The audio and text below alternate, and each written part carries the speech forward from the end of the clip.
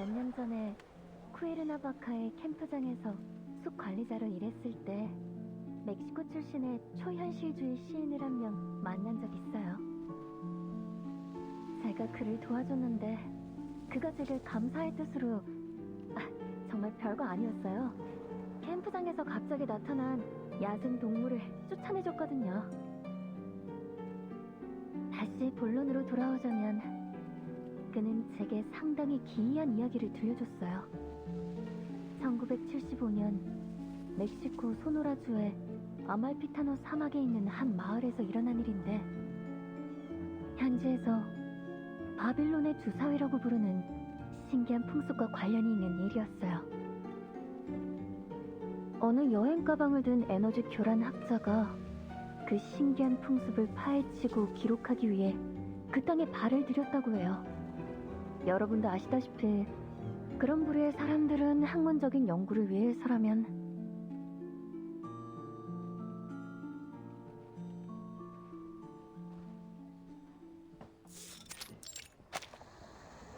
하지만 그녀는 그 무너져가는 마을, 그리고 계속해서 반복되는 풍습이 보이지 않는 운명의 시작이 될 거라는 걸 몰랐죠. 레콜레타, 그 에너지 교란 학자에게 이름을 지어줘야 할 것 같은데? 노라, 조안나, 아니면 테레사는 어때? 이름이 있는 편이 듣는 사람도 이야기를 더 쉽게 이해할 수 있을 거야.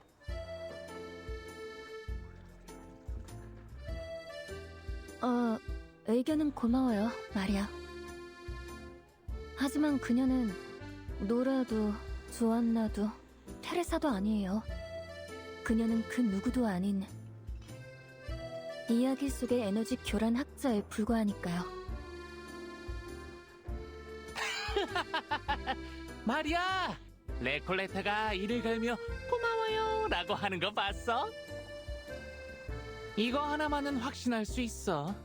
레콜레타가 너의 의견을 따른다면 그녀는 우리가 아는 레콜레타가 아니야. 그럼 이야기의 차관점을 다시 생각해 볼게요. 바빌론의 주사위부터 시작하는 건 어떨까요?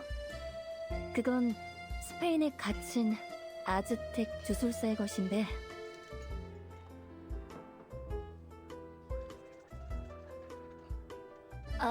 정말 미안한데 이번에는 우리도 네 소설을 읽을 수 없을 것 같아. 하지만 그건 네 문제가 아니라... 마리아, 그냥 솔직히 말하면 되잖아. 이건 네 문제가 아니라 사실 부에노스아이레스로 돌아가기로 해서 그래. 부에노스아이레스로 돌아간다니요? 그건 너무 갑작스럽잖아요. 판초, 마리아, 대체 무슨 일이길래 그래요? 제가 모르는 무슨 문제라도 있었나요?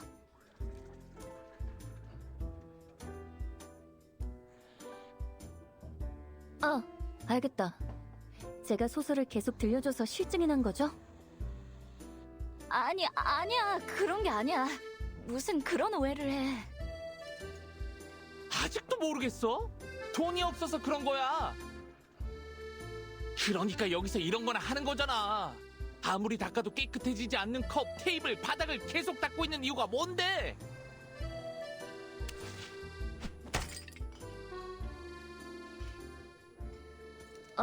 그건 요 며칠간 마신 마테차의 값을 아직 다 치르지 못해서죠. 잘 들어, 레콜레타.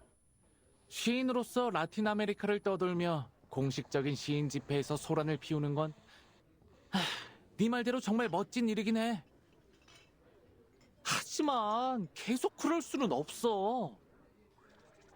우리 모두 네가 좋아. 너의 소설도 좋고.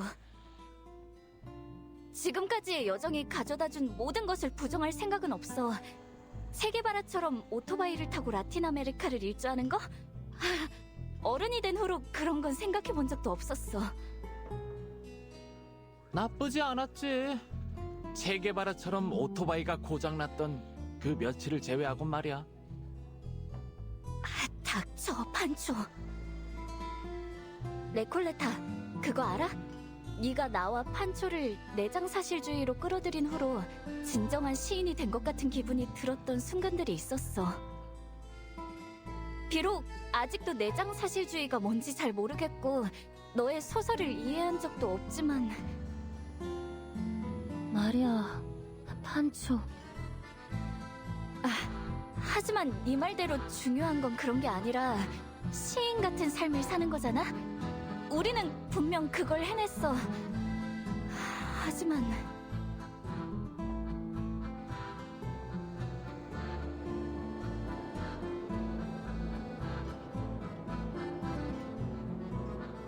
곧 겨울인데 넌 그 영원한 사막의 마을에 갇혀 있는 것 같아.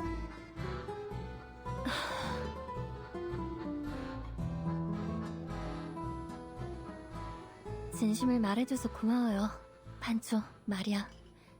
하지만 제가 생각했던 것보다는 상황이 좋아요. 제게 아주 좋은 생각이 있어요. 모든 마도학자가 겨울을 안전하게 보낼 수 있는 곳을 알고 있어요.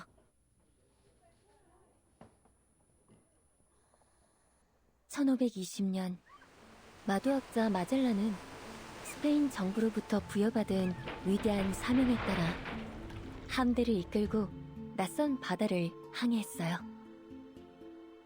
그는 멀리 떨어진 섬에 쌓인 모닥불을 발견하게 되고 새롭게 찾은 이 신비로운 섬의 이름을 티에라 델 푸에고라고 지었어요. 그 후 바로 이곳에서 우수아이에 관한 역사 이야기가 400년 동안 펼쳐지게 돼요.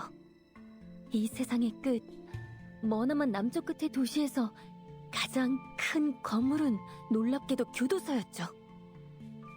지리적으로 외진 곳에 있는 우수아이아는 점차 마도학자 사형수를 유배시키는 최적의 장소가 되어버렸어요. 그리고 마도학자 범죄율이 가장 높았던 20세기 초 카밀라 요양원이 세워졌죠. 양해해주세요. 당시의 일부, 아니 대부분이라고 해야 할까요? 사람들은 마도학자를 정신병자 취급했거든요. 정신 이상의 본질이 무엇인지 신경 쓰는 사람은 없잖아요? 하지만 결국 사람들은 마도학 혈통이 병이 아니라는 걸 알게 되었고 요양원은 1947년에 폐쇄됐어요. 그리고 폐쇄된 카밀라 요양원은 20세기 70년대 진정한 의미로 탈바꿈하게 됐어요. 국가 푸코 학회의 사람들이 유럽의 선진적인 개념을 도입했거든요. 그 복잡한 이론이 무엇을 의미하는지는 아무도 몰랐지만 어쨌든 그들은 요양원의 이름을 바꾸고 예터를 개조하느라 몇 달 동안 공사를 진행했죠.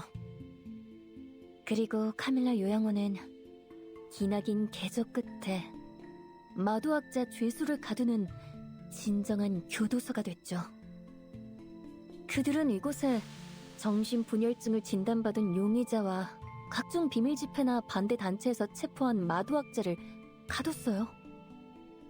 그리고 협회는 그들이 일상생활을 할 수 있을 정도로 완치될 때까지 최고의 치료를 제공할 거라고 발표했어요. 실험용 교도소인 동시에 감금용 요양원. 그게 바로 카밀라의 새로운 모습이었죠.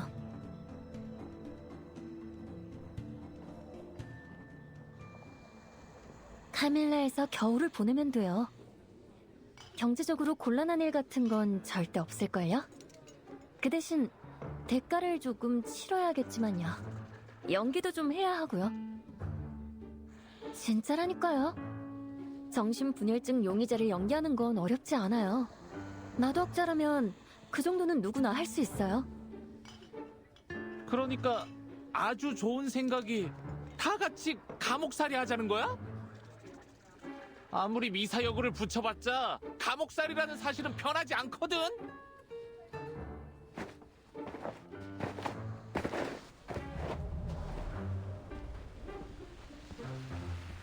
보여? 지금 밖에 교도소에 들어갈 수 있는 아주 좋은 방법이 지나가고 있어. 뛰쳐나가서 저 모자를 쓴 남자에게 주먹을 2방 날리면 바로 네 소원이 이루어질 거야. 좋은 생각인 것 같아요. 진정해, 레콜레타. 군사 경찰은 함부로 건드리면 안 돼. 이미 훌리아 이모와 이야기를 마쳤어. 부에노스 아이레스 근처에 포도밭이 하나 있는데 마침 임시 일꾼이 필요한 시기니 돌아가서 도와주면 돼. 얼마든지 데려와도 된대. 내년 아니면 겨울이 지난 후에 다시 우수아이아로 오면 되잖아. 그것도 분명 멋진 여정이 될 거야.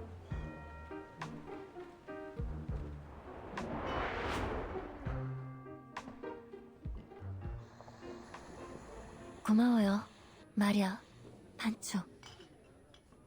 하지만 거절할게요. 저에게 지금의 모든 것은 단순한 여정이 아니에요. 곧 겨울이 되겠죠.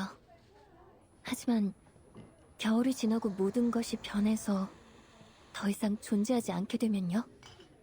어쩌면 이번이 마지막 기회가 될 수도 있어요. 레콜레타. 내가 그랬잖아, 마리아. 레콜레타를 설득하는 건 영원히 불가능해. 무엇을 하든 헛수고라고. 그럼 이제 만날 수 없겠네, 레콜레타. 젠장해. 밖에 그 군사 경찰이 아무래도 우리에게 볼 일이 있는 것 같아. 뭐라고요?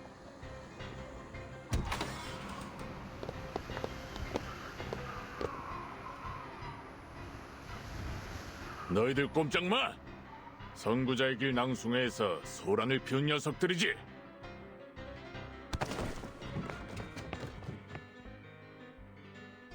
큰일 났네.